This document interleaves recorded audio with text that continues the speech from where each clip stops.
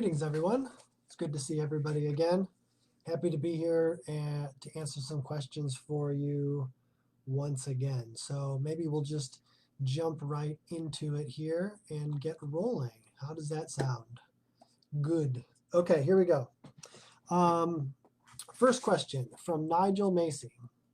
Are there any legal ramifications I need to be aware of if I choose to purchase a .com from someone or from a company like GoDaddy for my own business?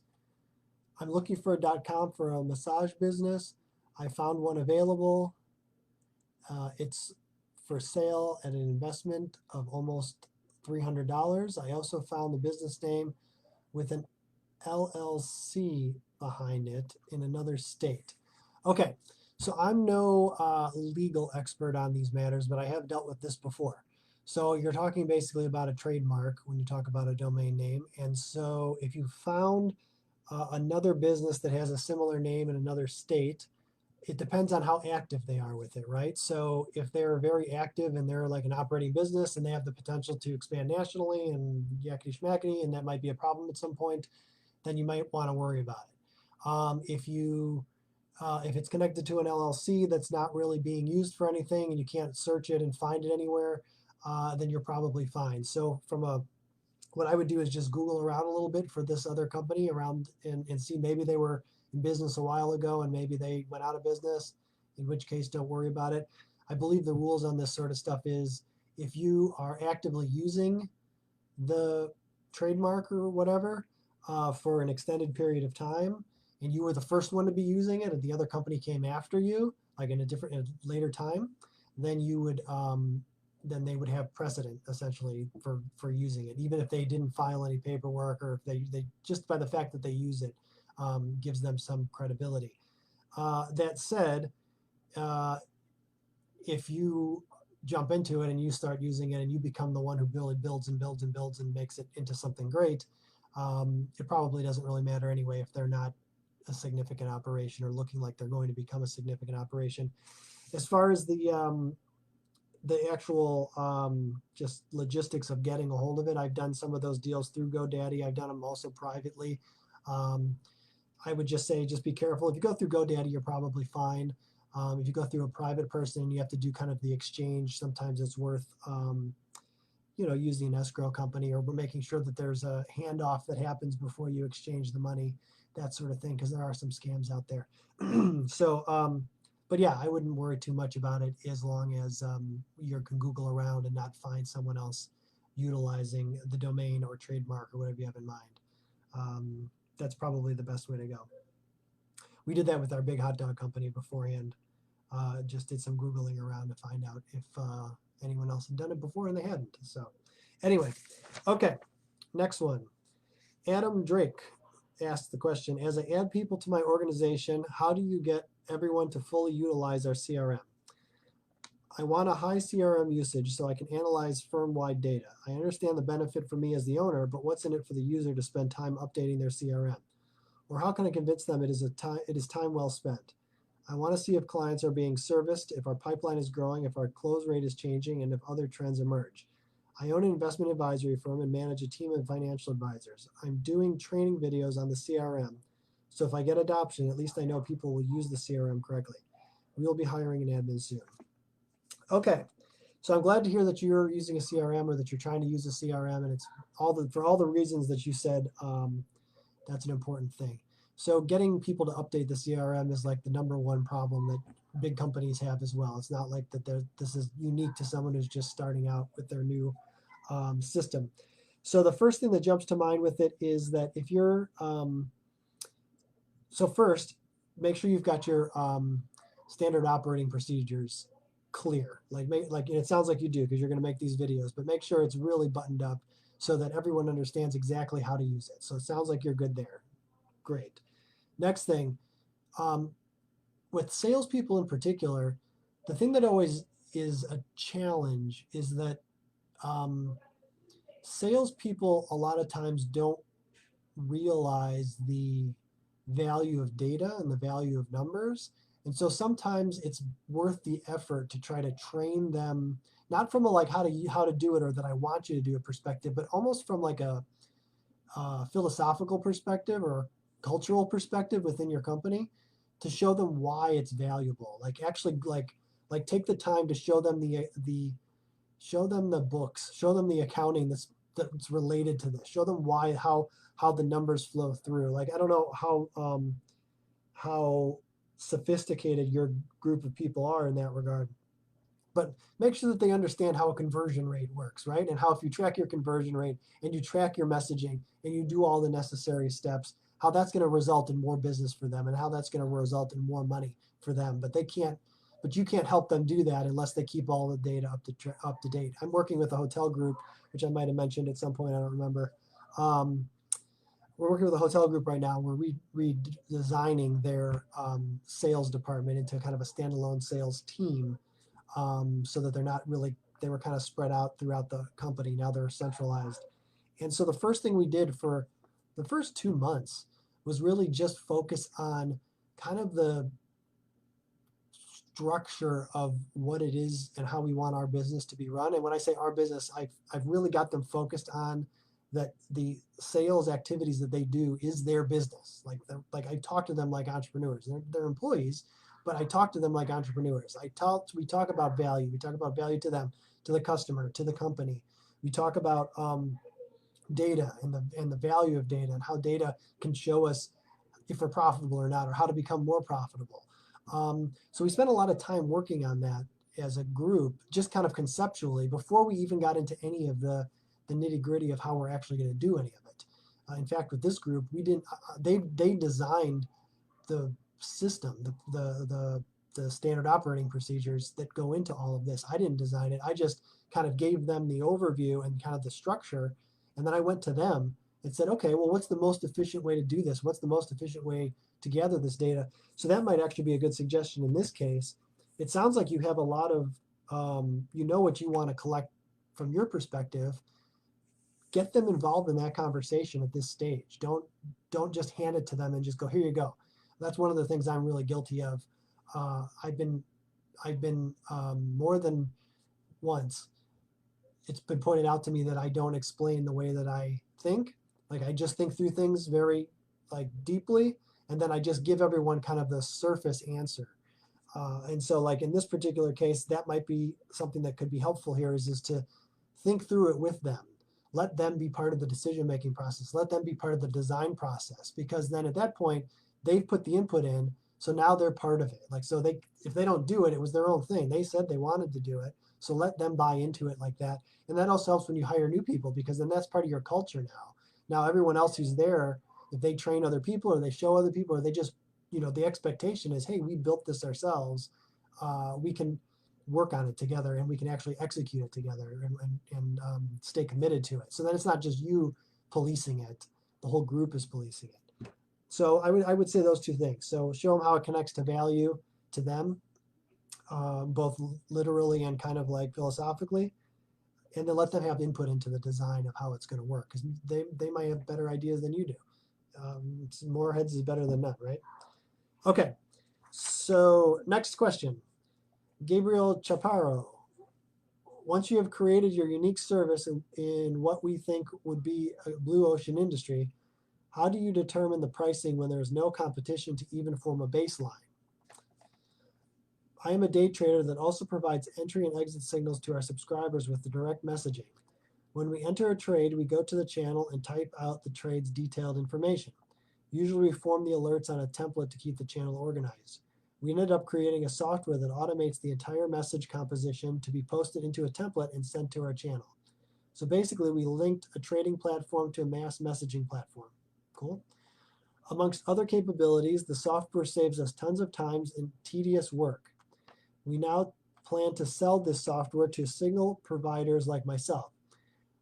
I'm asking this question because I have read the articles on calculating the price of a service, but most of them advise me to look at a competitor and to know my market.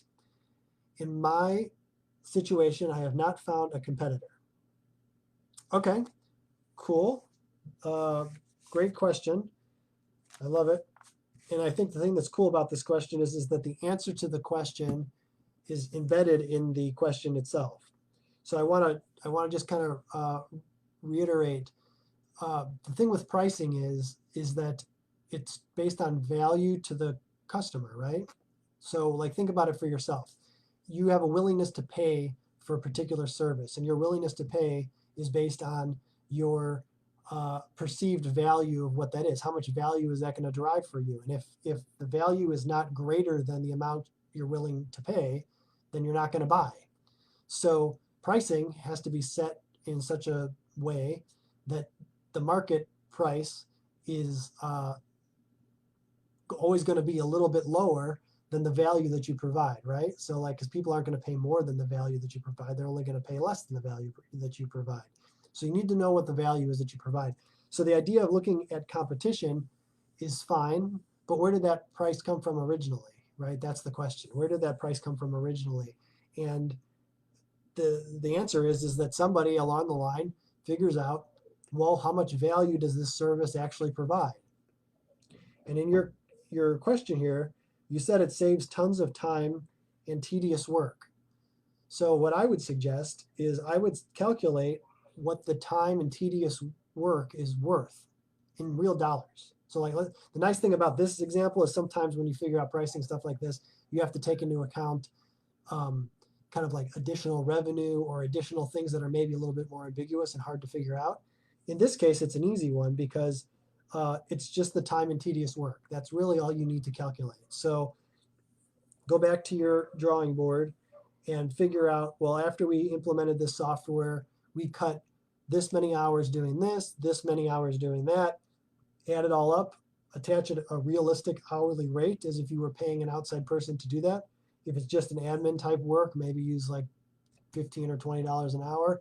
If it's a more sophisticated type work, like you have to have an MBA or something, maybe use $50 an hour or $75 an hour. I don't know. Pick a number that makes sense that someone in your industry would be paying for someone else to do that work, and you just eliminated it with the software.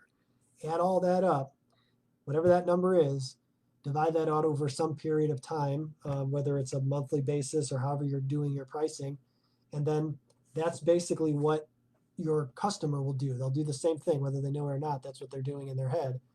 And then just set your price somewhere below that number. And of course, the more below you set it, the more likely people will immediately jump on it and not think too hard about it. So if you know that it's saving $500 a month and you charge $100, you're going to catch a lot of people really fast. If you know that it's saving $500 a month and you charge $495, you might not grab people quite as fast, but they can still make $5 on the investment with you. So that's a good way to think of pricing, whether it's this business or any other. So I'd encourage everyone to always calculate the value of what they actually do for their client, and then set your price somewhere underneath that. And then, of course, the bigger spread that you make or between the price and the value you're providing, then you're going to give more value to the client, in which case they're going to be more likely and it'll be easier for them to make the decision to buy. Good question. I like that one. All right, next question from Brad Coleman. What are strategies I can use with business partners to be sure we perform our roles correctly without creating conflict? I have a business partner who has some equity in my company. I feel as if I'm still doing everything needed on the day-to-day startup process. How can I start the conversation that I need help getting things off the ground without demanding help hurting the business relationship? Any advice on team building, even when they don't work for you, but with you? Team engagement needed, encouragement to the leader without hurting others' feelings. All right, this is a good question. So I can tell you a story about my business partner and I, in one of our businesses. We just rearranged everything for this exact purpose. So she wanted to take a more hands-on role in the business, and I wanted to take a more strategic role with less day-to-day activity. And so we've been together as business partners for, I guess, about 5 years. And then we noticed how we kind of worked together and how we had these kind of different ways of looking at things. And so at this point, we said, you know what, it's going to be better for the business if I give up some of my equity, because we were 50-50. 50-50 is always kind of a dangerous thing anyway, because it's never really 50-50. Someone's always doing more of the day-to-day work, which of course people can get resentful of. So in our case, we split, instead of being 50-50, she bought out 30% of my 50-50. So now I'm 20%, she's 80% in terms of the equity and in terms of the way we split up shareholder distributions and all that stuff. So that's one way to literally just have the conversation of like, look, if I'm doing all the day-to-day work, we can't be 50-50, and that's fine. I don't need your help. I don't want your help if that isn't the right thing for you. Like, I wouldn't waste a lot of time trying to get someone to help you that doesn't want to help you, or that has a different skill set. Find the person with the right skill set. If it's not your partner, then find somebody else. Like, and that's fine. Both of you should be happy about that, because really the success should come from the business, not from the fact that you guys, you want the business to be successful. It doesn't matter how it becomes successful. So I wouldn't be afraid to have those conversations and just be super candid about it. There shouldn't be any hurt feelings. This is business, right? We all want the same thing, business to succeed. So no hurt feelings. It should really just be about how are we going to get all this work done that needs to get done, and what's the most advantageous and fair way to do that. The other thing that you can do in this situation, and again, I don't know how this exactly helps, because I don't know if it's money that's the concern or if it's activity, or maybe a little of both, is break up. This is actually true of any business relationship where there's equity involved. Break up your ownership and your working in the business. Like, don't think of those. Those are two completely different things, totally separate from each other. So you and your partner have that conversation. Be like, okay, we're owners in this business. We each own it 50-50. I'm assuming it's 50-50. I don't know. But we own it 50-50. So now what does that mean? Well, it means that both of us cannot work in the business at all. And then, since it's a small business, nothing will happen. Or we can hire somebody to work in the business, and that'll cost us $80,000 a year. So we're each going to have to pump in $40,000, and we'll hire this person for a year, and hopefully they can become cash flow positive in a year. That's an option, right? But now you're strictly talking as investors, as people who own equity, not as people who own equity and are working in the business. You're talking two separate things. So if you say, okay, well, we want to hire somebody, but we don't want to put the money in. So I'm willing to invest my time. This is what you'd say. I'm willing to invest my time in lieu of the $40,000 from each of us to try to get this business off the ground. And as such, my expectation is that I'm going to be able to build myself into a fair wage for the work that I do. So if it's $80,000, I'm not going to distribute any money out of this business until I'm clearly making $80,000 and we've put reserves away and we've done all these things. So really separate out your hat that you wear when you're an equity owner and the hat that you wear when you're working in the business. Separate those two things out. Assign the value of the work in the business, and then make sure that work in the business is compensated before any equity splits. So then what might end up happening out of that conversation is that you might work out some deal like, okay, fine, well, you can earn up to $80,000, whatever the number is, before there's any expectation of distributions or anything.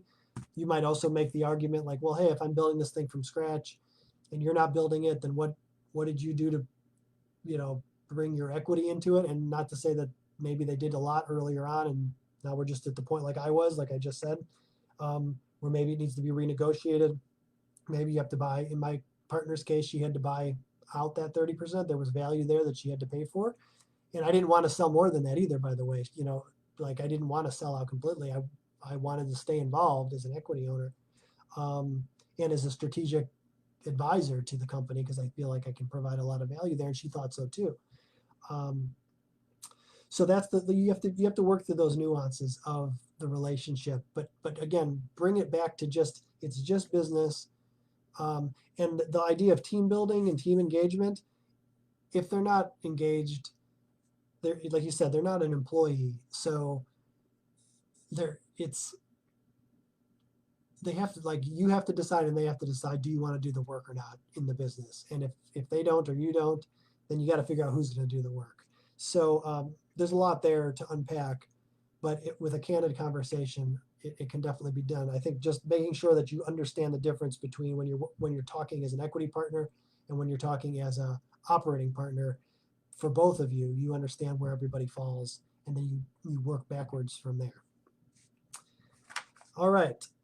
Happy to talk more about that too if you want to submit through the website or whatever. We can have a more detailed conversation. Actually, about any of this stuff, we've had a lot of good questions so far today. Always happy to talk more with everyone. All right, next question. Last question, actually. It was a short day. Kelly Killingsworth. What are things I should take into consideration when bringing on an investor in my company? What people might I need to help me through the process as well? I have a new logistics/construction business and have an individual who is eager to invest in it.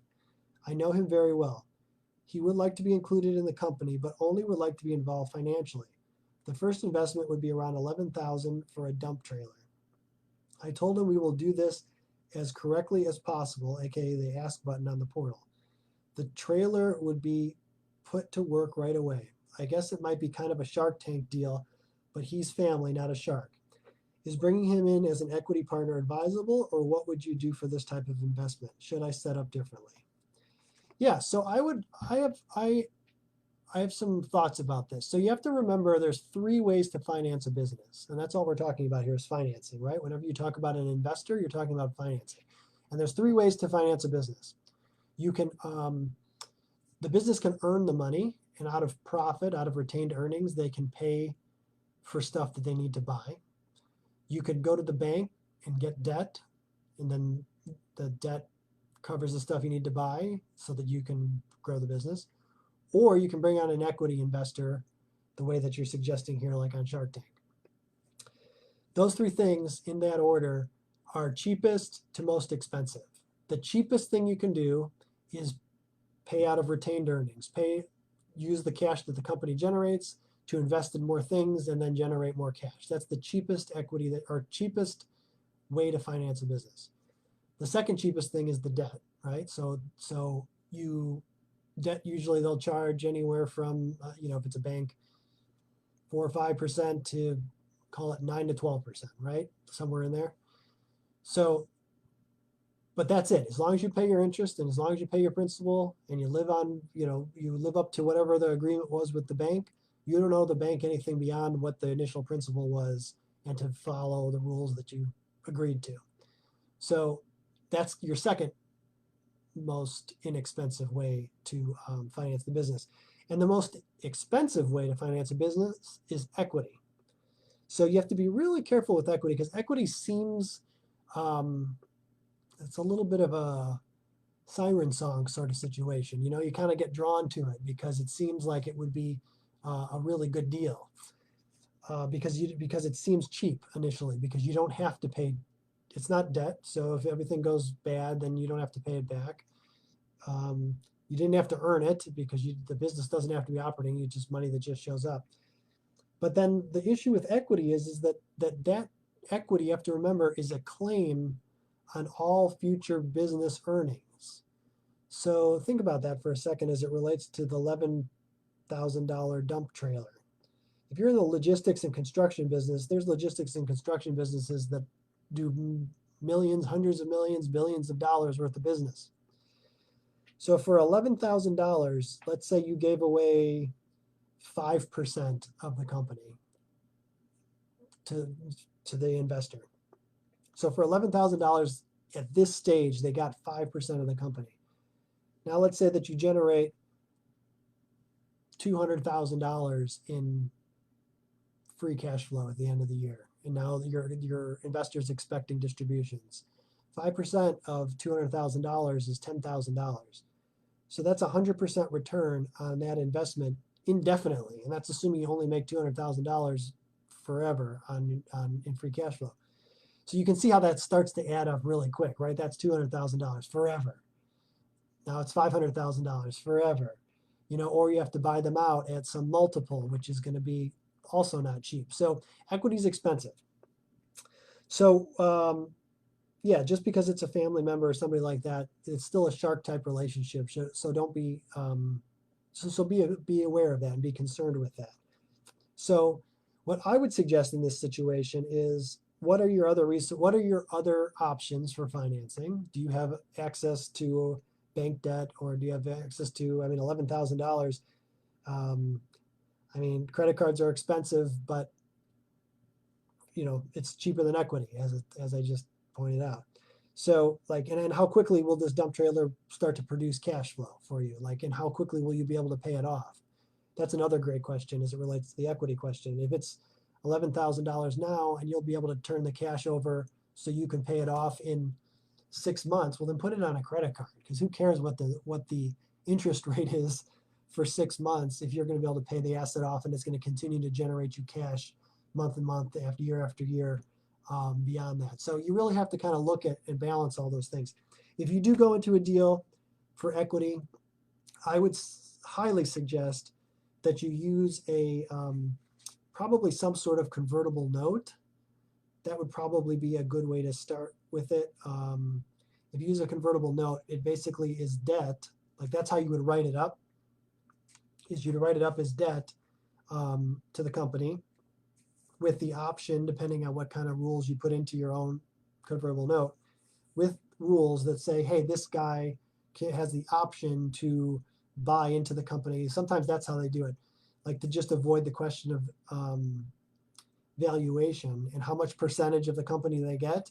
It really just gives them some sort of proprietary right to buy into the company at the next round. Otherwise, it's just debt, and then you just pay them a principal and interest payment at some point in time. And as long as you pay that off, then they never get their equity position if you write it up that way. So yeah, that's the answer to that one. Convertible notes are great. If you do a quick Google on convertible notes, you'll get kind of a feeling for what that's all about. They're very simple. You can use a lawyer if you want to, but there's a pretty good standard verbiage in there that you can probably get a hold of and just kind of use, especially if it's family. Okay, so I think that's probably about it. I don't have anything more on my sheet here. So as usual, it's been fun talking to you guys. And if you want to talk to me directly about any of this stuff, happy to chat with anybody. Just reach out through the portal. And that's it. We'll see you guys next time.